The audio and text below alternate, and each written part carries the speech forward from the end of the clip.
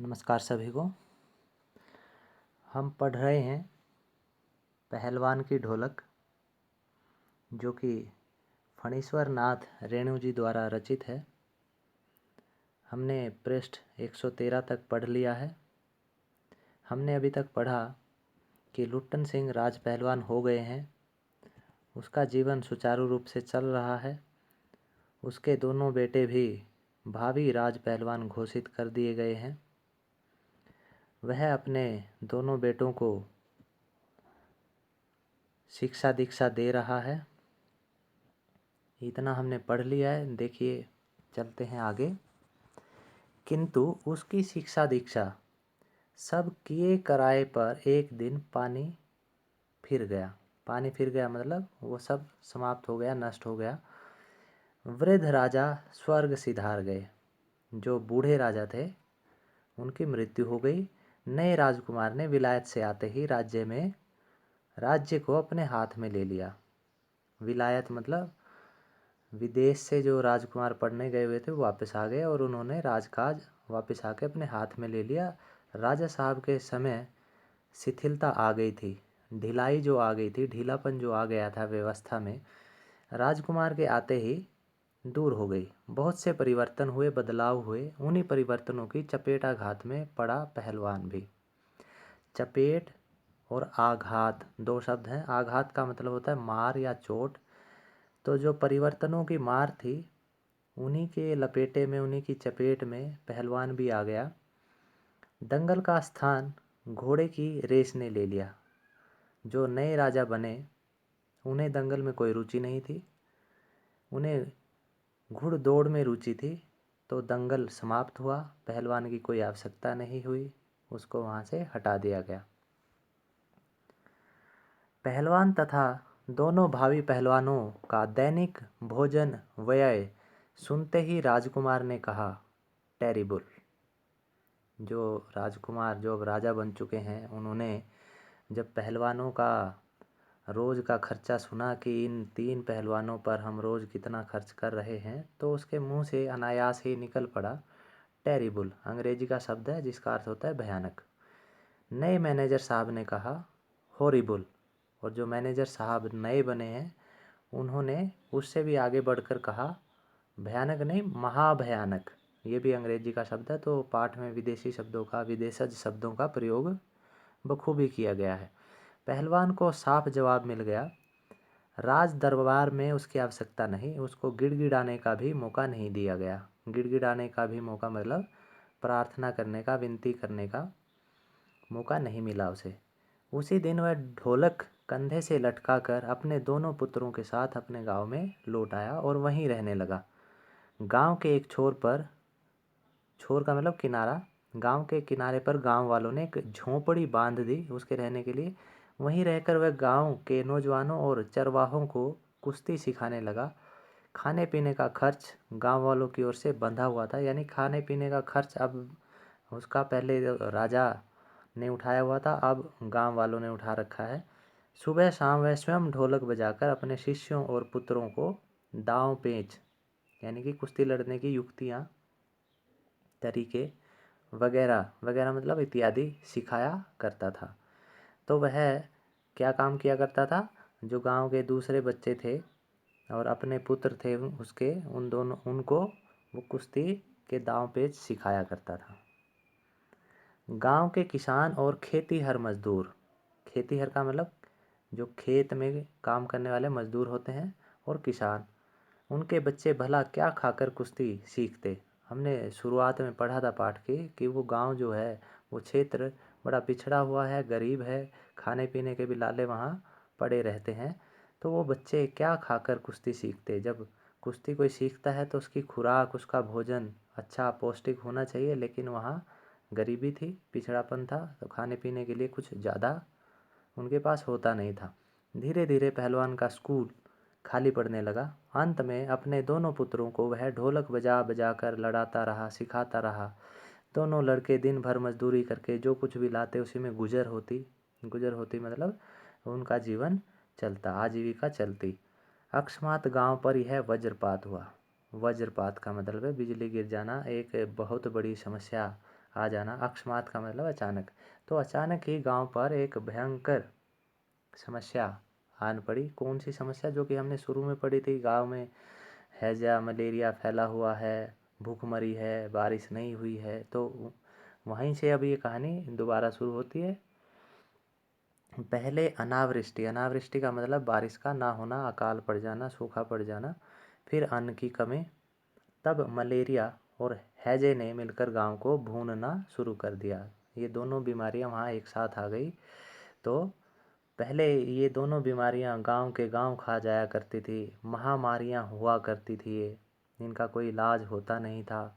तो जैसे आजकल कोरोना ने आतंक मचाया हुआ, उससे भी ज़्यादा आतंक ये बीमारियां उस समय मचाती थी, क्योंकि उस समय इतनी लोगों के पास उपचार की सुविधाएं नहीं थी। तो गांव को भूनना शुरू कर दिया। गांव को भूनना शुरू कर दिया मतलब गांव को मारना शुरू कर दिया। गांव प्राय सूना हो चला था, वीरान हो चला था। सूना मतलब वीरान हो चला था। घर के घर खाली पड़ गए थे। रोज़ 2-3 लाशें उठने लगी। देखिए कितना हृदय विदारक दृश्य है यहाँ वर्णित है। लोगों में खलबली मची हुई थी। दिन में तो कलरव, हाहाकार तथा हृदय विदारक रुदन के बावजूद भी लोगों के चेहरे पर कुछ प्रभा दृष्टिगोचर होती थी। कलरव का मतलब है शोर, हाहाकार का मतलब है चीख पुकार, तथा हृदय विदारक हृदय को चीर देने वाली, हृदय को भयंकर चोट पहुंचाने वाली। रुदन का मतलब है रोना। हृदय विदारक रुदन, जो जिनके अपने चल बसते थे, मृत्यु को प्राप्त हो जाते थे, तो वो इस तरह रोते थे कि उस रोने को सुनकर भी सुनने वालों के हृदय फट पड़ते थे। इनके बावजूद कुछ प्रभा दृष्टिगोचर होती थी। लोगों के चेहरे पर, प्रभा का मतलब है चमक, दृष्टिगोचर मतलब दिखाई पड़ती थी। शायद सूर्य के प्रकाश में सूर्योदय होते ही लोग कांपते कूकते कराहते, कांपते कूकते का मतलब है खांसते हुए, कराहते हुए अपने अपने घरों से बाहर निकलकर अपने पड़ोसियों और आत्मियों को ढाढ़स देते थे। आत्मियों का मतलब अपनों को, पड़ोसियों को, अपनों को हौसला देते थे। अरे क्या करेगी रोकर दुल्हन, ये बातें कहकर हौसला बढ़ाया जाता उनका। जो गया सो तो चला गया, वह तुम्हारा नहीं था। वह जो है उसको तो देखो, यानी कि जिसकी मृत्यु हो गई वो तो हो गई, हम उसे वापस नहीं ला सकते, लेकिन जो बचे हुए हैं, जो बच्चे बाकी हैं, उनका ध्यान रखो, उनकी देखभाल करो, उन्हें तो बचा लो। भैया घर में मुर्दा रख के कब तक रोओगे? कफन, कफन की क्या ज़रूरत है, दे आओ नदी में। यानी कि देखिए कितनी गरीबी थी कि उनके पास कफन खरीदने तक के पैसे नहीं थे, तो वो मुर्दों को नदी में ही बहा आते थे।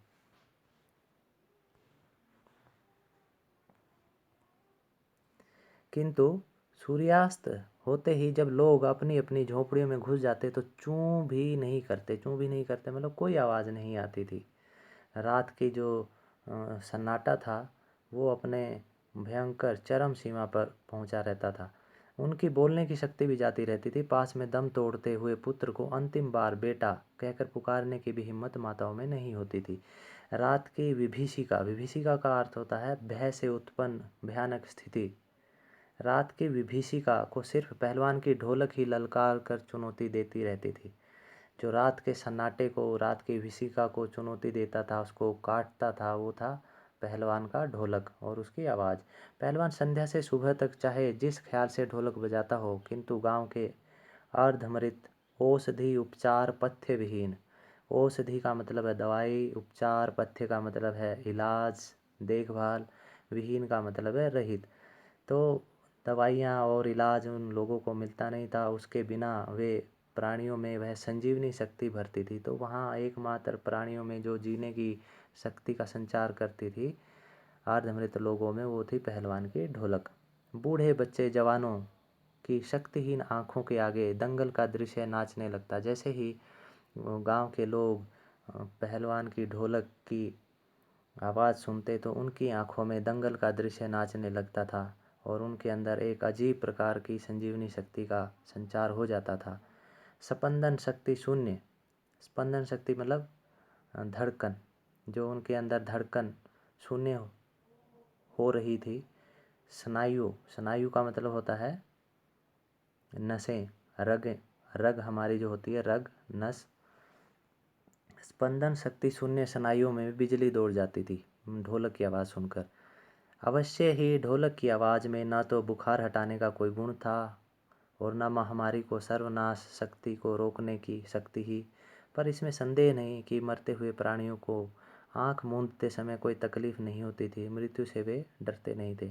सभी को पता है ढोलक में कोई ऐसा इलाज का गुण तो नहीं था कि वो लोगों का उपचार कर दे, लेकिन ये था कि जो उसे सुनते थे उनके अंदर एक हौसला आ जाता था, वे मृत्यु से अब नहीं डरते थे।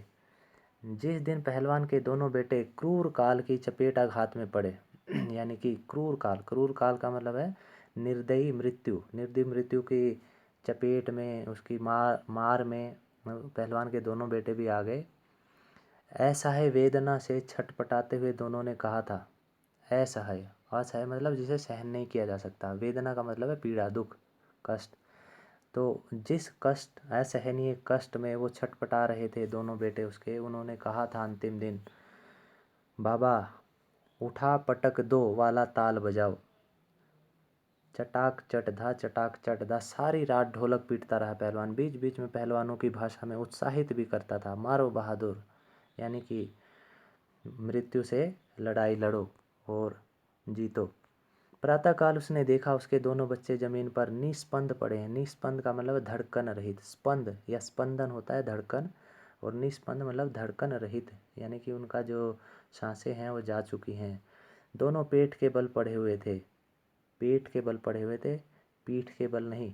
एक ने दांत से थोड़ी मिट्टी खोद ली थी, शायद मृत्यु जब आई तो मृत्यु जब प्राण निकालती है तो वो पीड़ा असहनीय होती है, और उसी के कारणवश वो दांतों से थोड़ी मिट्टी खुदी हुई मिलती है। एक लंबी सांस लेकर पहलवान ने मुस्कुराने की चेष्टा की थी।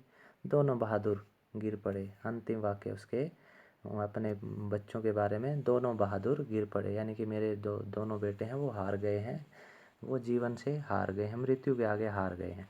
उस दिन पहलवान ने राजा श्यामानंद की दी हुई रेशमी जांघिया पहन ली, सारे शरीर में मिट्टी मलकर थोड़ी कसरत की, फिर दोनों पुत्रों को कंधों पर लाद कर नदी में बहाया। अपने पुत्रों को जलाने के लिए भी उनके पास संसाधन नहीं हैं, वह उन्हें कंधों पर लाद कर नदी में बहा कर आता। कितना हृदय विदारक दृश्य है। पहले के समय में इस तरह की चुनौतियाँ लोगों के सामने हुआ करती थी, आज तो फिर भी जीवन आसान है। लोगों ने सुना तो दंग रह गए, हैरान रह गए, कितनों की हिम्मत टूट गई। किंतु रात में फिर पहलवान की ढोलक की आवाज़ प्रतिदिन की भांति सुनाई पड़ी। लोगों की हिम्मत दुगनी बढ़ गई।